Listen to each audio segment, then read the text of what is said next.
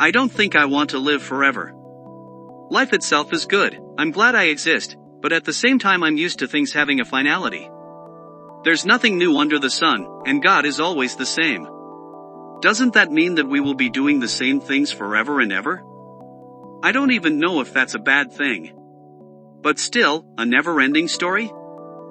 I don't know, I'm ignorant. I obviously don't know what I'm talking about.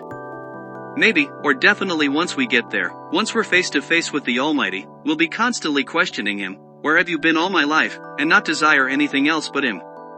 But still, a never-ending story? I don't know. God's creativity won't ever run out, so we'll never be bored or tired.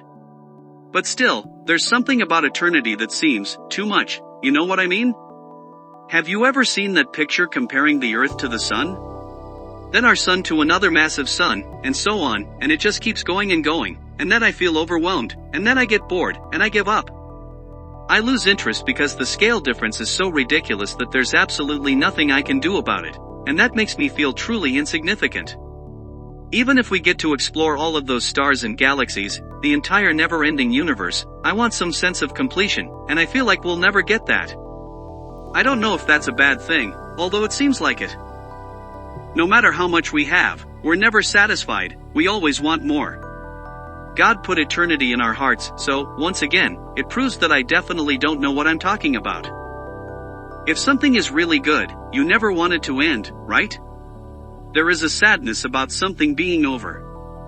A break is fine, you get to miss it, there's that anticipation of being together again, but never having that thing again? That's heartbreaking.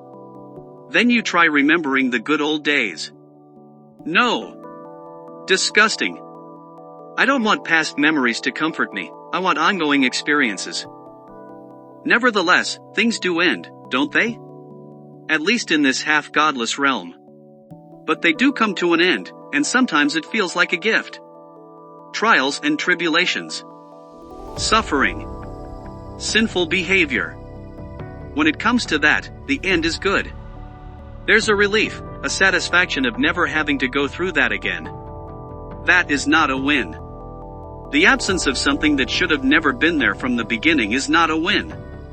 I felt good before, or at least not bad, and then I felt really bad, and now that that is over, I want to celebrate. I am celebrating, but should I celebrate the ending of something that should have never had started?